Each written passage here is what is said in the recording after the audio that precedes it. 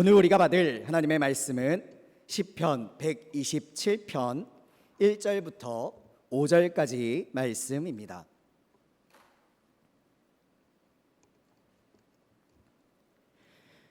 여호와께서 집을 세우지 아니하시면 세우는 자의 수고가 헛되며 여호와께서 성을 지키지 아니하시면 파수꾼의 깨어 있음이 헛되도다. 너희가 일찍이 일어나고 늦게 누우며 수고의 떡을 먹음이 헛되도다. 그러므로 여호와께서 그의 사랑하시는 자에게는 잠을 주시는도다. 보라, 자식들은 여호와의 기업이요 태의 열매는 그의 상급이로다. 젊은 자의 자식은 장사의 수중의 화살 같으니 이것이 그의 화살통에 가득한 자는 복되도다. 그들의 성문에서 그들의 원수와 담판할 때에 수치를 당하지 아니하리로다. 이는 살아계신 하나님의 말씀입니다. 아멘. 이 시간 담임 목사님께서 나오셔서 가정을 세우시는 하나님이라는 제목으로 말씀 선포해 주시겠습니다.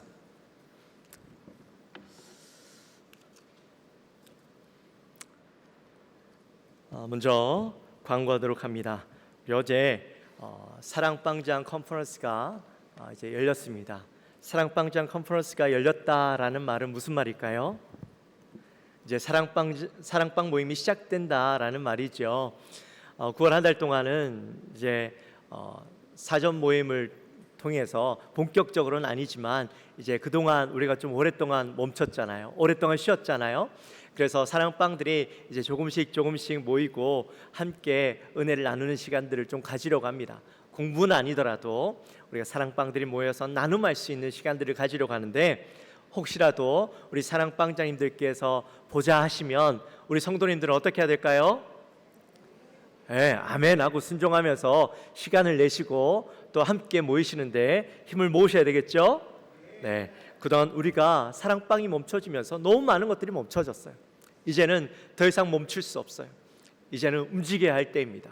코로나가 두렵습니까? 아니면 내가 하나님과 멀어지는 게 두렵습니까? 하나님과 멀어지는 게 더 두려운 것이죠. 그러니까 여러분, 담대하게 이제 함께 관계를 나누고 사랑을 나누는 곳으로 함께 모이게 되시기를 주님의 이름으로 축원합니다. 그리고 이제 광고에도 나왔지만 이제 이번 주부터 제가 선교지 방문을 하게 됩니다. 선교지 방문 기간은 이번 주부터 시작해서 다음 주 수요일까지고, 그 이후부터는 이제 또 연에서 휴가를 함께 또 가게 됩니다. 그래서 9월 한 달 동안 오늘 뵈면 아마 한 달 동안은 좀 뵙기가 어려울 겁니다. 그렇지만 제가 갔다 올 때까지 잘 다녀올 수 있도록, 또 교회가 아무런 사고 없이 어려움 없이 잘 있을 수 있도록 기도해 주시고, 특별히 또 제가 가려고 하니까 거대한 태풍이 몰려온대요. 제 마음이 약간 불안하긴 해요. 물론 하나님이 지켜주시고 우리 성도님들이 교회를 또 잘 지켜주실 거라 믿지만, 한편으로는 그 생각도 들더라고요. 내가 없으면 더 많이들 걱정되시고 염려가 되셔서 아마 교회에 무슨 일이 있다 하면 바로 달려오지 않으실까라는 생각이 있어서 한편으로는 또 마음이 놓여요. 그래서 일단은 한 달 동안 여러분 기도해 주시고 무사히 잘 다녀올 수 있도록 우리 6 식구가 함께 갑니다. 다들 벌써부터 걱정이셔요. 갈 수나 있나, 애나 좀 놓고 가지, 그러시는 분들이 많은데, 네, 하여튼 잘 다녀올 수 있도록, 아무런 사고 없이 잘 다녀올 수 있도록 기도 부탁드립니다. 자, 이번에 선교지 가는 것은요, 우리 파송 선교사님, 이남종 선교사님께서 계시는 인디안 나바호라고 하는 인디안들이 있습니다.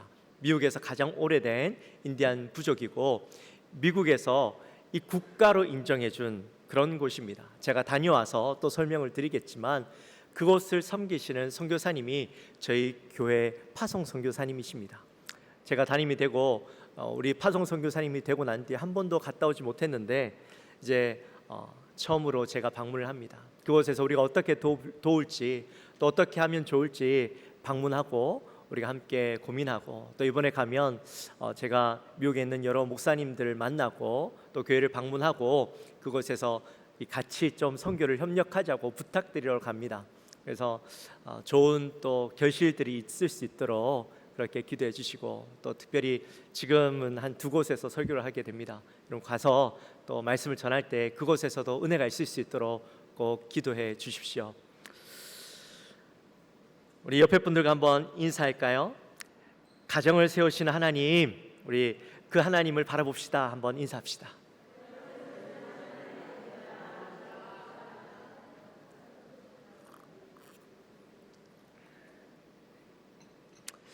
이번 주말이면 고유의 명절 추석이 다가오지요.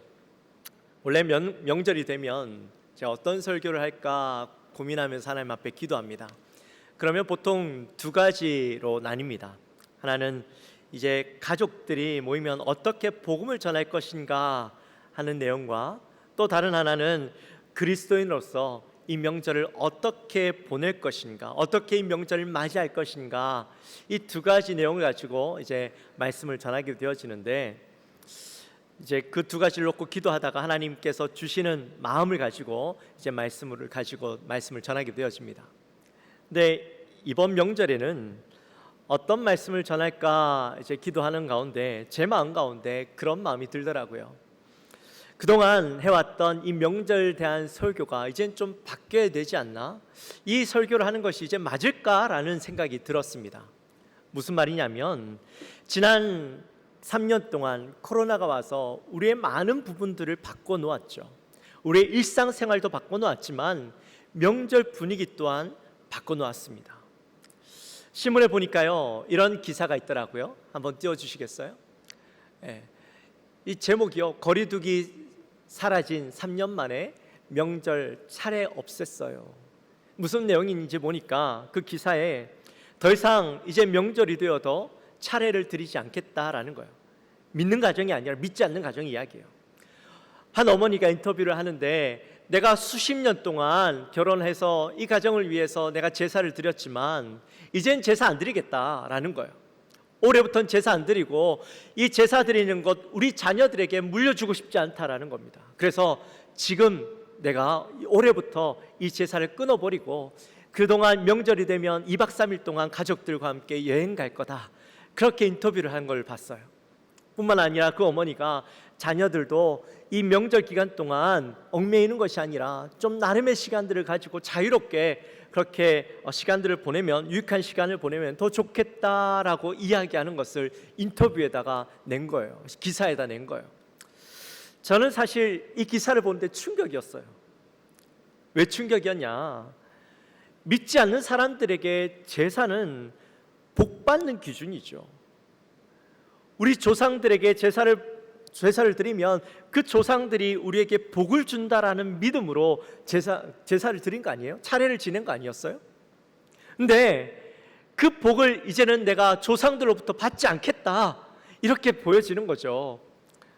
그래서 그런 시간들을 이제 없애겠다라는 거예요. 지난 3년 동안 코로나가 생기면서 3명 모이게 하고 6명 모이게 하니까 모일 수 없는 그 환경들이 이제는 너무나 당연하게 받아들이고, 또 그것을 더 이상 우리가 과거에 했던 것처럼 살아가지 않겠다, 이렇게 이야기하는 겁니다. 근데 우리 입장에서야 제사 안 드린다니까 좋지요. 근데 한편으로 생각해 보면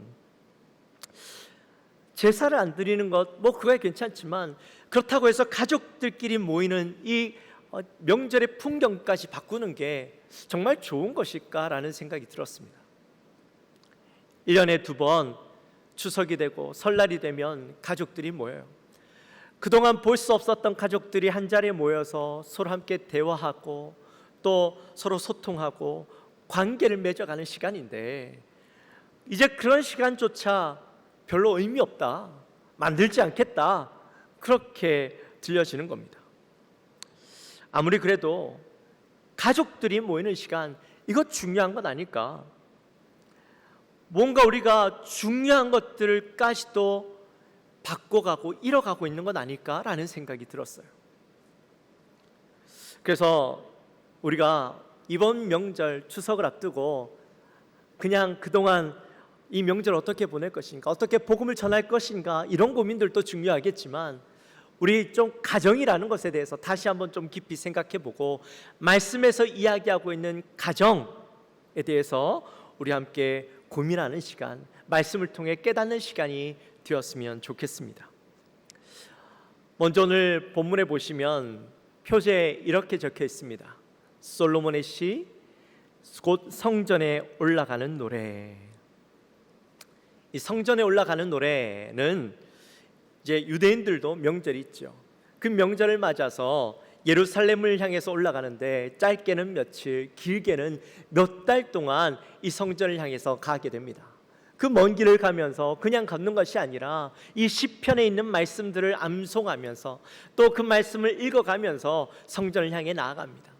그러면 성전을 향해 나아가면서 말씀을 통해서, 이 시편의 말씀을 통해서 그의 마음 가운데 자신을 되돌아보고 또 이제 성전에 가서 내가 예배드리게 될 그것들을 기대하면서 올라가게 되어지는 것이죠. 특별히 시편 127편의 말씀은 솔로몬의 시다, 그렇게 소개하고 있습니다. 우리 성경에는 그냥 솔로몬의 시라고 이야기하고 있지만 원어로 보면 이 리솔로몬이라고 되어 있어요. 그래서 이게 무슨 말이냐면 그냥 우리말로 적혀 있는 솔로몬의 시라고 이야기할 수도 있지만 솔로몬을 위한 시, 이렇게도 해석이 가능한 거예요. 그래서 신학자들 사이에서는 이게 논란이 있어요. 이 시가 도대체 누가 지은 시냐? 정말 솔로몬이 지은 시냐? 아니면 다른 누군가가 지은 시냐? 솔로몬을 위해서 지은 시냐? 논란이 있죠. 만약에 이 솔로몬을 위한 시라면 누가 지었겠어요? 그의 아버지인 다윗이 이 아들 솔로몬을 위해서 지은 시다라고 볼 수가 있겠죠. 그래서 신학자들이 이것은 솔로몬이 지은 시다, 아니다, 이건 다윗이 지은 시다, 이게 아직도 그렇게 논란이 되고 있어요. 아마 주님 오실 때까지 이 논란은 계속되어질 거예요. 네, 왜 이것을 이야기하냐면 바로 이 시를 지은 배경 때문이죠. 이 시를 지은 그 삶을 통해서, 지은 이의 삶을 통해서 이 말씀이 어떤 배경을 담고 어떤 이야기를 전하고자 하는가 하는 것을 우리가 더 잘 알 수 있기 때문입니다. 지은 이의 그 인생을 통하여서 경험했던 것들을 가지고 시인은 사람들에게 지혜를 주고 깨달음을 주고자 했던 것이죠. 자, 그렇다면 이 시편 127편을 통해서 지은 이는 어떤 지혜를 주고자 했는가, 어떤 깨달음을 주고자 했는가, 우리 한번 말씀을 통해서 나눠보겠습니다. 1절에 보시면 집이라는 단어와 성이라는 두 단어가 나옵니다. 다윗이든 솔로몬이든 둘 다 이 건축에 대해서만큼은 일가견이 있죠. 다윗은 엄청나고 화려한 다윗성을 지었습니다. 그리고 솔로몬은 그보다 더 화려하고 멋있는 하나님의 성전을 지었던 사람입니다. 어느 것 하나 쉬운 건축은 없었겠죠. 이스라엘 역사에 있어서 가장 화려하고 멋있는 건축물을 건축했는데 하나님이 주신 지혜로 이 건축을 했어요. 그러면서 그들이 건축을 통하여 얼마나 많은 깨달음이 있었고 또 얼마나 많은 지혜들을 얻었겠습니까? 바로 이 건축을 통해서 깨달았고 또 알았던 그 많은 지식들과 경험들을 바탕으로 바로 우리에게 지식을 주고 지혜를 주고 깨달음을 주고자 했던 것이죠. 그런데 1절에 나타나 있는 이 집과 성이 단순히 다윗이 지었던 솔로몬이 지었던 어떤 건축물만을 이야기하고자 하는 것은 아니라는 거예요. 그들이 위대한 건축을 하긴 했지만 여기에 나타나 있는 근본적인 어떤 집과 성의 의미는 가정을 이야기하고 있어요. 가정은 하나님의 창조 사역의 하이라이트죠.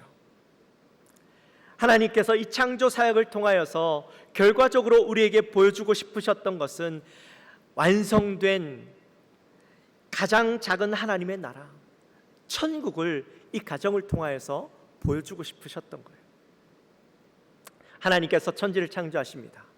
이 천지를 매일매일 창조하시면서 그 결과물들을 보고 뭐라고 말씀하셨어요? 보시기에 좋았더라, 그렇게 말씀하시잖아요.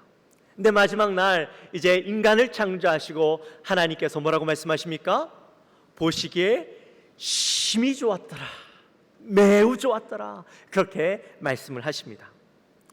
그리고 하나님께서 천지를 창조하신 목적이 바로 하나님께서 우리에게 하나님의 그 기쁨을 맛보게 하시려고 창조하신 것이다. 제가 여러 번 설교를 통해서 말씀을 드렸죠.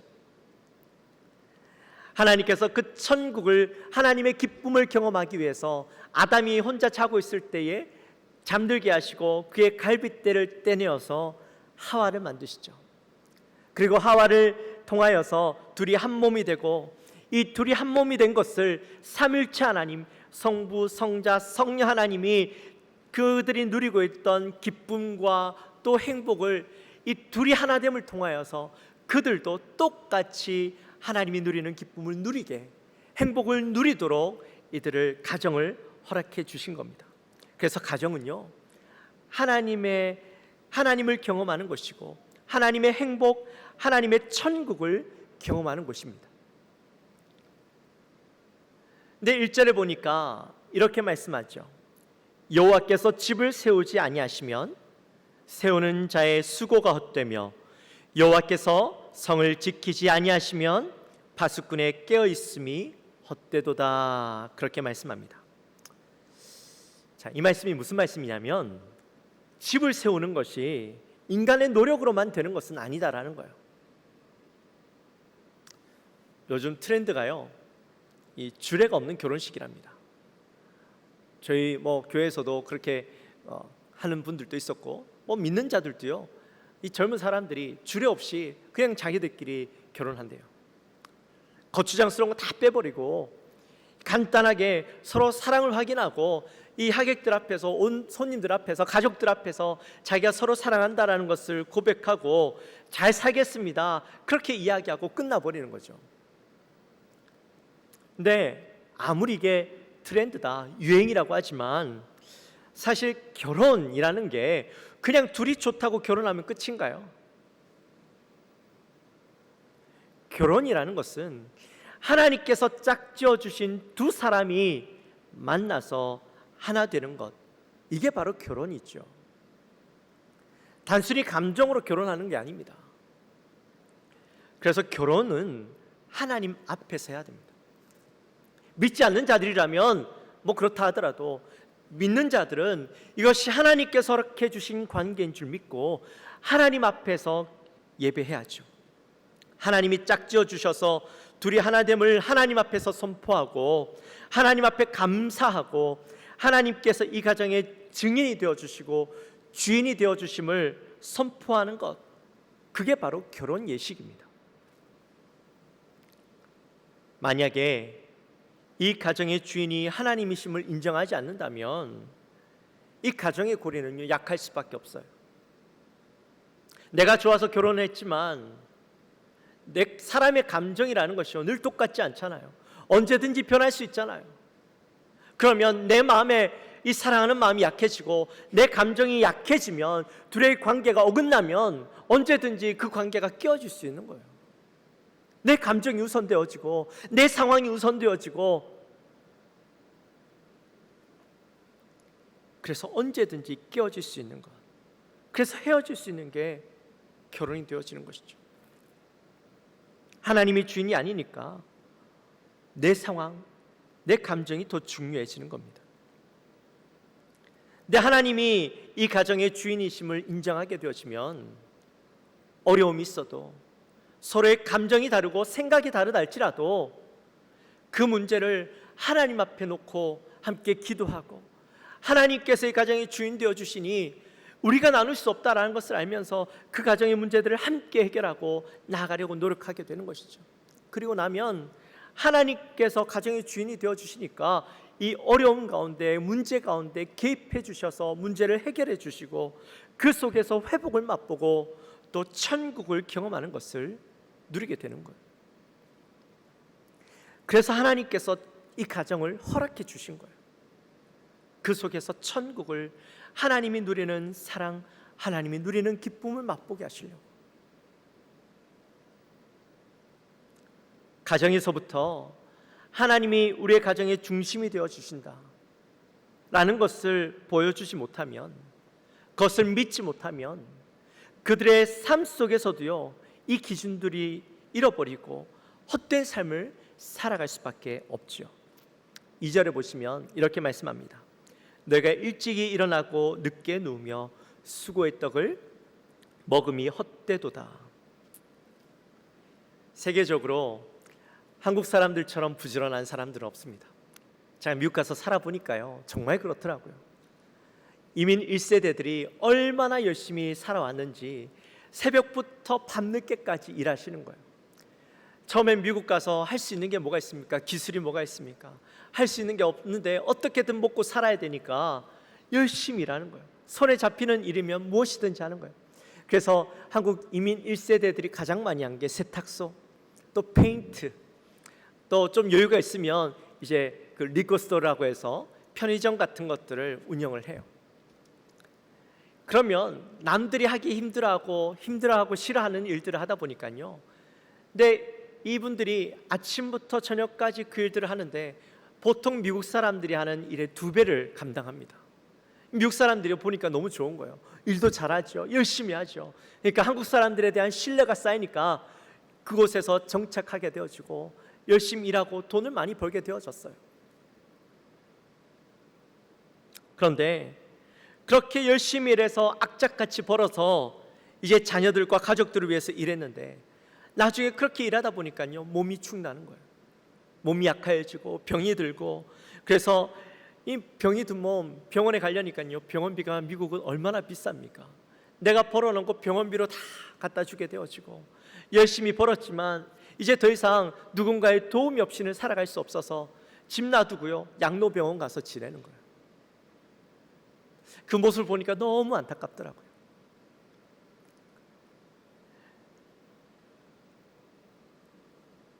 더욱이 열심히 살아서 돈은 모았을지 모르지만 내가 열심히 돈 번다고 가정에 소홀하고 또 자녀들과의 관계가 무너지면서 도대체 내가 무엇을 위해서 내가 이렇게 열심히 살았는가 후회하는 모습들을 제가 많이 봤어요. 그 모습을 보면서 참 마음이 아팠습니다. 그분들이 하나님을 안 믿었을까요? 믿었어요.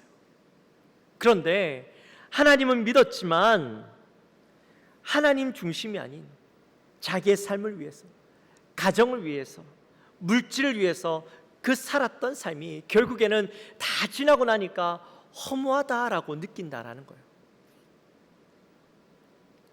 성경에 보니까 오늘 본문에 헛되다라는 표현이 여러 번 나오는데, 이 헛되다라는 말이 무슨 의미냐면 텅 빈, 손에 걸려지는 게 하나도 없는 이런 의미예요.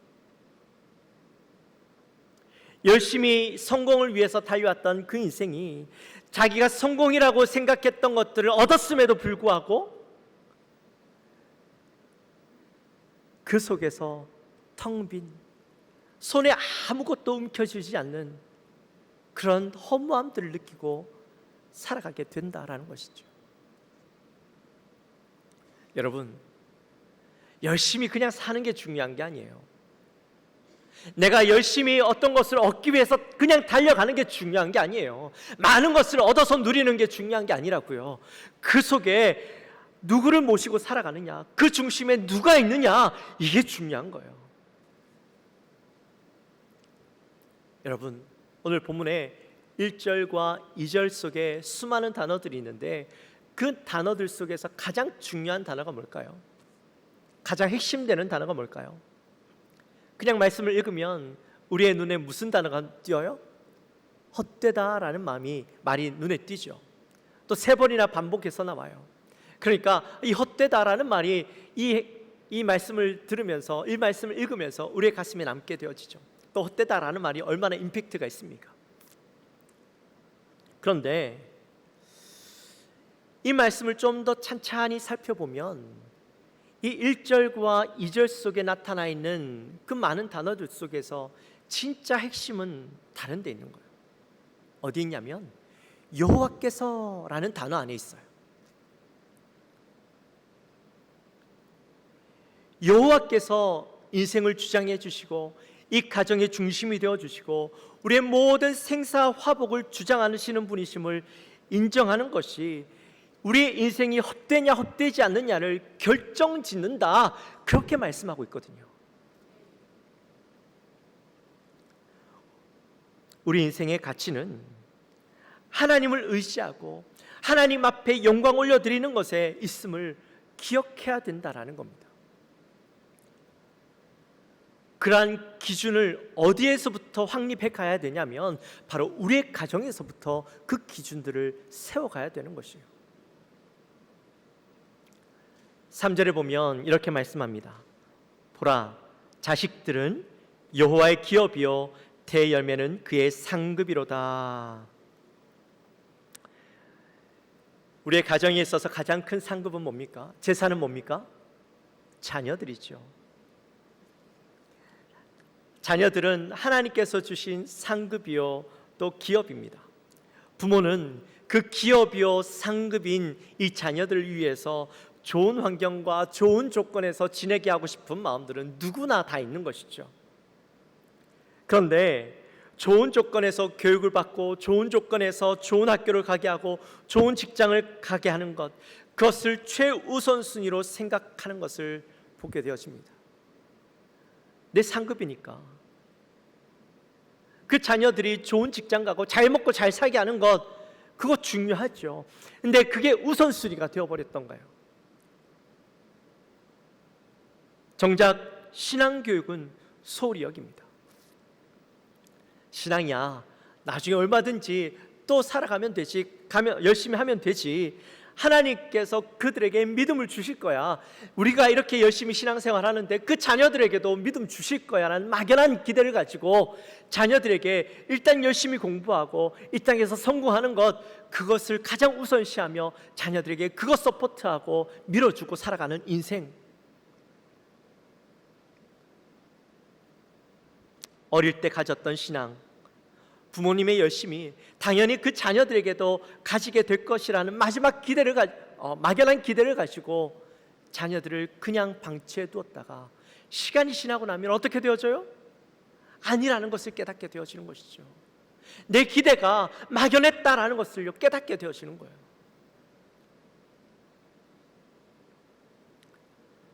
부모의 신앙과 아이의 신앙은요 별개입니다.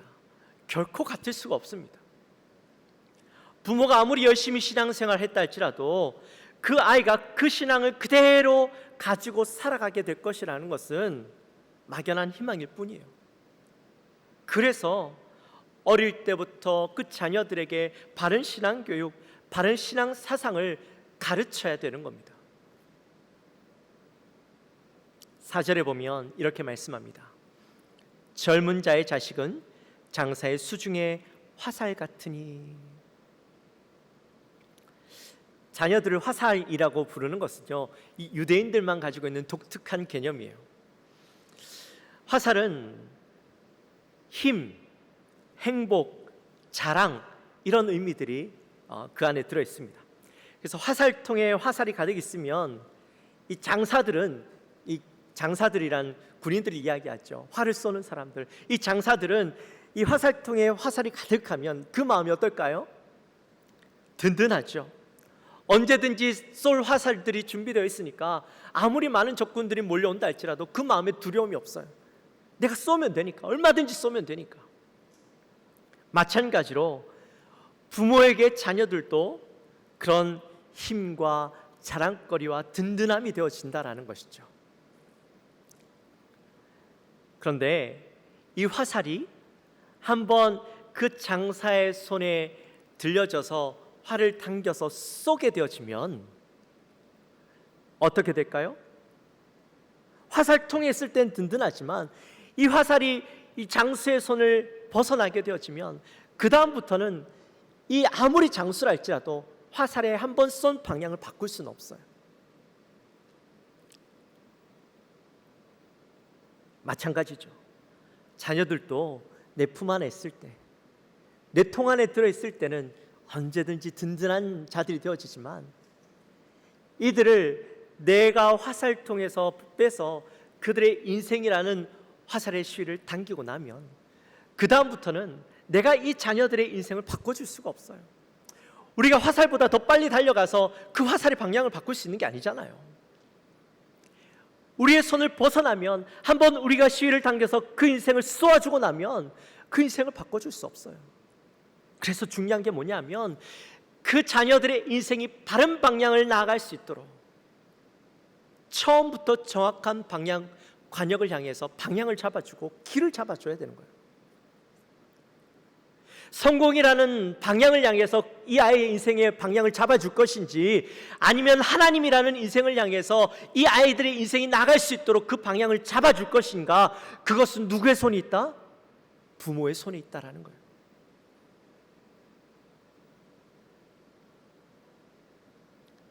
그래서 이 가정이라는 것이 중요한 거예요.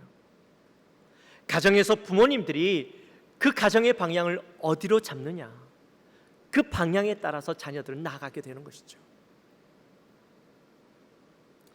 그렇게 가정에서 하나님이 가정의 중심이 되시고 주인이 되시고 자녀들도 그 방향을 향해서 나아가게 하면, 2절에 보시면 그 결과가 어떤지 나와요. 그러므로 여호와께서 그 사랑하시는 자에게는 잠을 주시는도다. 많은 성도님들이 이것만 알아요. 그래서 이 말씀을 자기가 본인들이 유리한 방향으로 쓰죠. 예배 시간에 잠이 오는데, 하나님께서 사랑하는 자에게 잠을 주신다 했는데 오늘도 나에게 잠을 주시는구나, 그렇게 마음에 편안한 마음을 가지고 주무시는 분들이 계시죠. 네, 이 말씀은요 그런 말씀이 아니에요. 그렇게 사용하라고 주시는 말씀이 아니에요. 하나님을 인정하고 하나님을 사랑하고 하나님의 우리의 주인이 되어주시고 이 자녀들의 주권이 하나님께 있음을 인정하고 하나님을 향해서 그 방향을 쏜 그 자녀들의 삶을 살아가고 있는 그 부모들이 누릴 수 있는 마음, 그리고 내가 그렇게 열심히 인생을 살고 수고한 삶을 살고 나면 참된 평안과 쉼을 누릴 수 있도록 하나님께서 우리의 인생을 주장해 주신다라는 거예요. 좀 쉽게 이야기하면, 내가 열심히 하나님을 위해서, 하나님의 이름을 위해서 열심히 살았어요. 일찍 일어나고 늦게 누우면서 주의 영광을 위해서 열심히 살았는데, 근데 우리가 열심히 살아도요 완벽할 수 있나요? 모든 것이 채워지나요? 아니잖아요. 그런데 내가 열심히 무언가해서 얻으려고 했던 인생은 내가 끝까지 이뤄내야만 얻을 수 있는 것이지만, 하나님 앞에 우리의 인생을 내어 맡겨드리고 우리의 가정의 주인 되심을 인정해드리는 가정은 내가 좀 부족하더라도 그 인생을 누가 책임져 주신다? 하나님이 책임져 주신다라는 거예요. 우리 가정에 부족한 것 하나님이 채워주시고 하나님께서 주장해 주신다라는 거예요. 그래서 하나님께서 내가 나를 위해서 열심히 살았으니까 이제 편안히 쉬어, 내가 부족한 것 내가 책임져 줄게. 그 말씀이 바로 이 말씀의 의미라는 것이죠. 설교 시간에 졸아도 돼, 그 말씀이 아니라는 거예요. 내 부족함 하나님이 채워주시겠다라고 말씀해 주시니 우리는 열심히 수고하고 밤에는 그냥 편안하게 자면 되는 거예요. 근심 걱정하지 않고 하나님께서 내 삶을 책임져 주시니, 내 삶의 주인 되어 주시니 내가 그곳에서 평안한 쉼을 누릴 수 있다라는 것이죠. 이제 말씀을 마칩니다. 사랑하는 성도 여러분, 우리 영광교회도요 오늘 이 시인의 고백하는 그런 가정이 되어지기를 주님의 이름으로 축원합니다.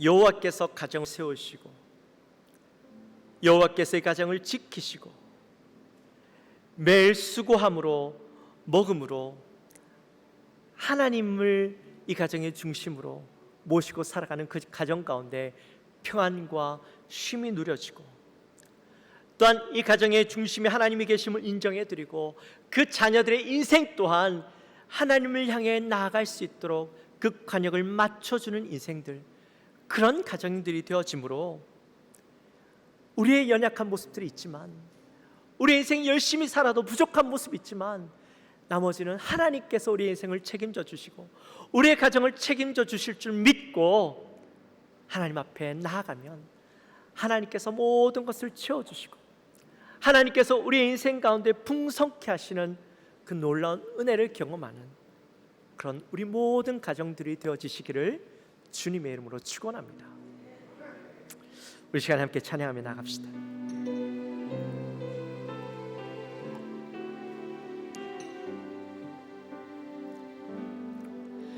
내가 주인 삼은 모든 것 내려놓고 내 주 되신 주 앞에 나가 내가 사랑했던 모든 것 내려놓고 주님만 사랑해. 우리 다시 한번 고백합시다. 내가 주인 삼은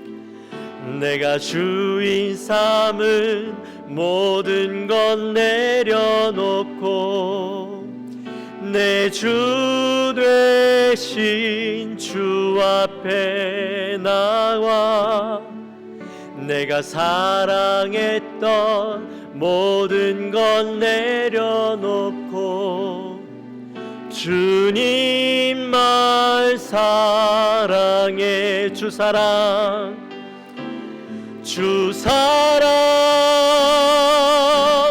거친 풍랑에도 깊은 바다처럼 나를 잠잠케 해. 주 사랑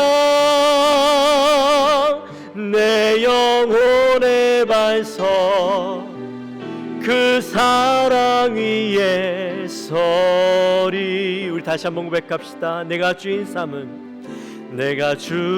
삼은 모든 것 내려놓고 내 주 되신 주 앞에 나가 내가 사랑했던 모든 것 내려놓고 주님만 사랑해. 주 사랑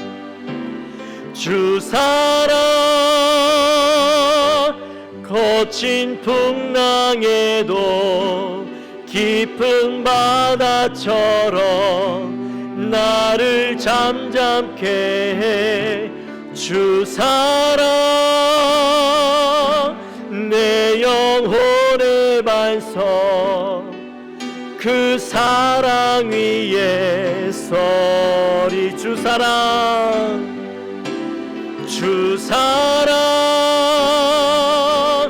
거친 풍랑에도 깊은 바다처럼 나를 잠잠케 해.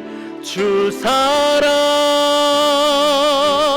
내 영혼의 반석 그 사랑 위에 서리. 우리 시간 함께 기도하며 나갔으면 좋겠습니다.